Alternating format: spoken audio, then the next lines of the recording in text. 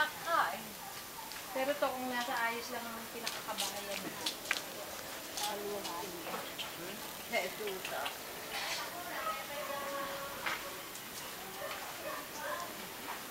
Ilang ano ho to? Ilang 480 ho. Pero nakalagay sa amin dito, 450, pero 480 to, sabi ng tatay. Sinukat niya to eh. Kala binibenta ko to?